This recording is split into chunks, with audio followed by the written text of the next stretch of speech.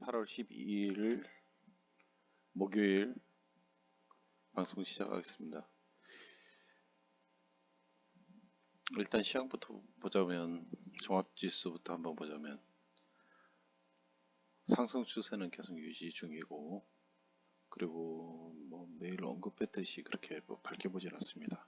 근데 오늘은 한번 또 차트를 지난 걸 한번 보면 동그라미 5월달, 7월달 현재 흑산병이 연속해서 출현 중입니다. 종합지수 일봉입니다. 주봉으로 보면 주봉 뭐 그냥 그러네요. 월봉으로 보면 이격이 상당히 벌어져 있죠. 지금 이런 데서 코덱스 200이나 신규로 들어가는 건 그렇게 바람직해 보이지 않습니다. 굉장히 부정적으로 매일 시황을 올리는 것 같습니다. 오늘도 삼성전자 모습을 한번 보겠습니다. 삼성전자 오늘도 뭐 역시나 또 떨어졌네요. 그리고 이 모양이 가장 안 좋은 게 어제도 말했듯이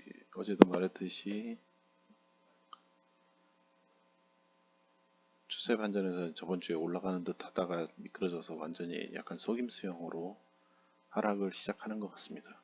본격적인 하락을. SK 하이닉스 거의 폭락 수준이죠. 폭락 수준이고,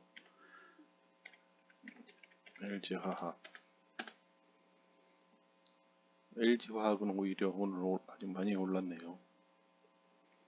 그래도 LG화학도 뭐 오늘 반등 많이 했지만 그렇게 별로 긍정적으로 보이지 않습니다.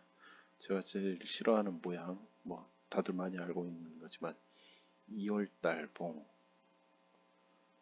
월봉상으로 2월달 봉이 윗골이 달리는 봉이 큰 게 나왔죠. 여기를 과연 돌파할 수 있느냐? 그렇지 않다고 보입니다. 지금으로는. 근데 예측이고, 현재 어쨌든 추세는 상승 추세선이 계속 유지되고 있습니다. 근데 여기서 상승 추세선이 계속 유지가 되느냐, 아니면은 여기를 급락으로 깨버리느냐, 그거는 저는 후자 쪽이 맞다고 봅니다. 깨는 쪽으로 보고 있습니다. 그리고 오늘 종합지수를 한번 보면 종합지수는 0.38% 하락이고, 대형주가 0.53% 하락이고, 중형주는 0.48% 플러스입니다. 그리고 소형주는 0.07% 플러스고, 그러니까 시가총액 상위 종목들이 떨어지게 해서 지수 하락을 이끌었다고 보는 겁니다. 그렇게 하고 한번 저기를 한번 보죠. 시가총액 상위 종목들을 한번 위주로 보면 카카오가 오늘 조금 올랐네요. 하이닉스는 많이 떨어졌고, LG화학 올랐고, 뭐 그렇습니다. 네이버 카카오도 뭐 여러 번 언급은 했었지만 카카오도 말을 한번 했었죠. 6월 24일 하락 장악형이라고 하는 모습입니다. 전일의 양봉을 대음봉으로 감싸는 모습입니다.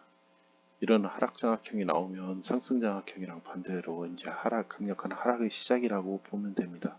그리고 그때 16만원, 17만원 그 가격대에서 하락 장악형이 나왔고, 그 이후로 주가의 모습은 좋지를 않습니다. 이게 카카오의 모습입니다. 그러면은 이렇게 시가총액 상위 종목들의 모습이 좋지 않은데 지수가 그렇게 갈 거라고는 기대를 하면 안 됩니다. 일단은 뭐 큰 폭락까지는 모르지만 상승은 불가하다고 생각이 되어집니다. 그렇습니다. 그러니까 시황은 그렇게 오늘도 뭐 별로 밝지는 않다. 그런 모습입니다. 그리고 종합지수 시황은 그렇고, 뭐 종목들 중에 오늘 특별한 종목이 뭐가 있냐면은 시가총액 상위 종목 중에 눈에 띄는 종목이 SK텔레콤이 있었습니다. 참 SK텔레콤 같은 경우도 어제 왜 떨어졌는지도 모르지만 어제 급락이 나왔죠. 어제 이런 대형주가 마이너스 2.98%, 특히 이렇게 큰 음봉으로 해서서 그리고 121선을 깨는 모습 때문에 판 사람들이 꽤 있습니다. 그런데 오늘 6.47% 상승했습니다. 이런 큰 대형주가 6.47% 상승한 거는 굉장하게 올라간 거죠. 121선을 살짝 깨버리고 바로 상승하는 모습입니다. 그러니까 늘 추세 매매 위주로 저는 거래한다고 했으니까 이걸 보면은 121선, 241선 이렇게 점별로 추세적으로 상승하고 있고 121선을 어제 음봉으로 큰 음봉으로 깨버리고 오늘 급반등 해버리면 이런 거는 따라잡을 수가 없습니다. 그러니까 매수 타이밍을 보통 21선 아래 음봉에서 잡아 나가고 기다리는 투자가 좋다고 생각이 듭니다. 그러니까 이런 오늘 같은 6.47% 상승해버리면 여기서 쫓아가서 사버리면은 이 폭이 이 밑에서부터 위에까지 이 폭이 하루 사이에 이런 대형주도 8%, 9%, 심하면 10%까지 날 수가 있습니다. 근데 그것이 나중에는 수익률에서 차이가 큽니다. 그러니까 그리고 무슨 각종 재료와 이슈가 있는데 그런 거에 너무 뉴스에 민감하면은 이제 큰 흐름만 봐야지 자꾸 그런 뉴스에 일일비 해버리면 거래를 할 때 굉장히 힘이 듭니다. 그리고 그걸 맞출 수가 없습니다. 그거 맞춘다고 하는 사람들은 저는 솔직히 거의 사기꾼이라고 봅니다. 그런 재주가 어떻게 그럼 진짜 그야말로 돈을 그냥 긁는다는 건데 그건 거의 불가능에 가깝다고 생각합니다.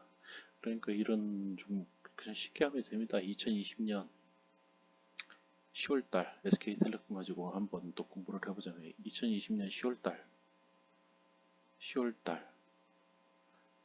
초 11월 초는 좋지요.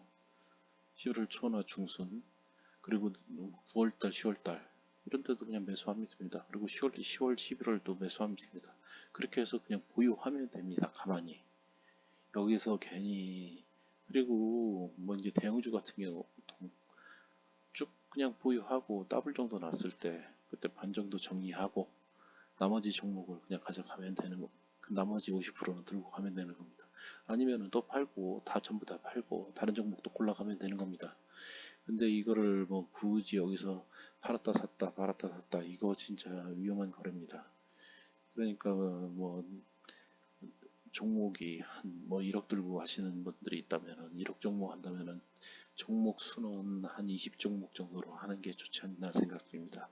1000만원 정도를 하는 분들이라면은 10종목 그러니까 한 종목에 한 100만원 그리고 1억 정도 하시는 분은 한 종목에 한 500만원 그 이하 그러니까 종목수가 더 많아져야 된다는 거죠.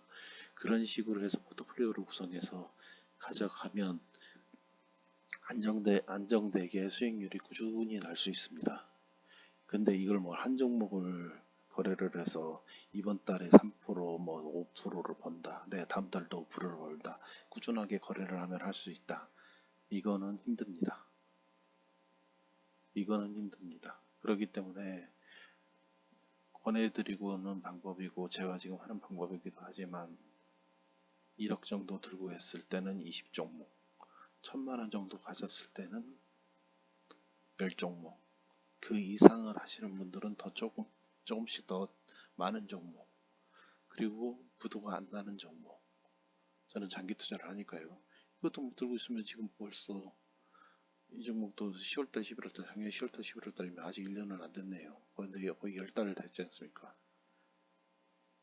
그냥 그렇게 해서 편안한 마음으로 그냥 들고 가면 이 추세를 그냥 먹을 수가 있는 겁니다.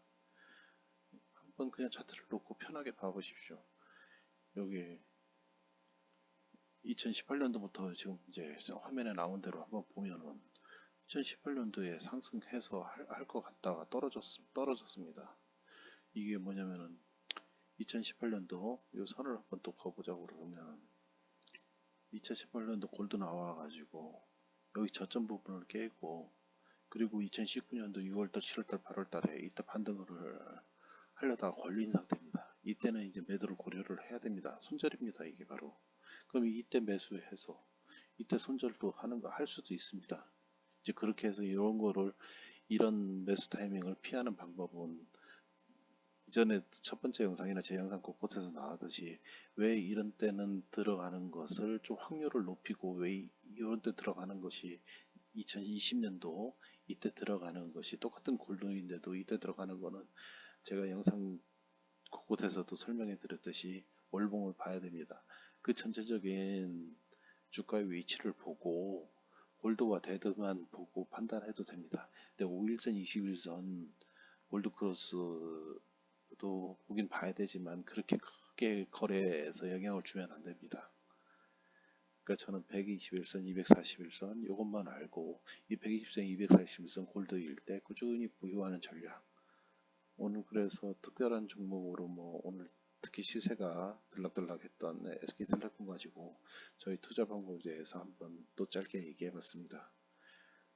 그리고 계속 뭐 하루하루 들으시다 보면은 이 방법이 이렇고 실제로 거래를 해보면 야 이전에는 맨날 핸드폰만 보고 살았는데 그리고 막 가슴이 두근두근 했는데 그러지 않고 그냥 편안한 투자가 될 수 있다는 것을 알게 될 것입니다. 이상입니다. 오늘은 이만 하고 또 내일 뵙겠습니다. 이만 끝.